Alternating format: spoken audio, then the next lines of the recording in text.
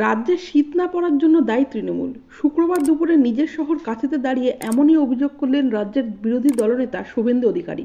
দাবি করলেন তৃণমূলকে না হারালে রাজ্যের মুক্তি নেই। এদিন কাঁথিতে প্রাক্তন সেনাকর্মীদের সম্মেলনে যোগদান করেন শুভেন্দুবাবু। সেখান থেকে তিনি বলেন, কলকাতায় তো আর কোনো পুকুরের অস্তিত্ব রাখেনি। কলকাতায় তৃণমূলের পুরসভায় 5,000 বড় পুকুর বুঝিয়েছে।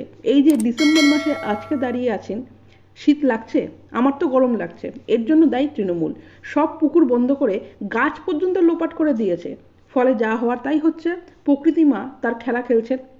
কলকাতায় 5,000 পুকুর 10 বছরে ভরাট করে দিয়েছে তোলামূলের চোরেরা। এদের যতক্ষণ না পশ্চিমবঙ্গের মানুষ খেদাবে ততক্ষণ এই রাজ্যে কোনো মুক্তি নেই। শাসক দল তৃণমূলের বিরুদ্ধে পুকুর ভরানোর অভিযোগ নতুন নয়, তবে পুকুর ভরানোর জন্য শীত পড়ছে না এই কথা মানতে নারাজ আবহাওয়াবিদরা। তাদের মতে এবছর এল নিনো চলায় এমনিতেই শীত পড়ার সম্ভাবনা কম ছিল।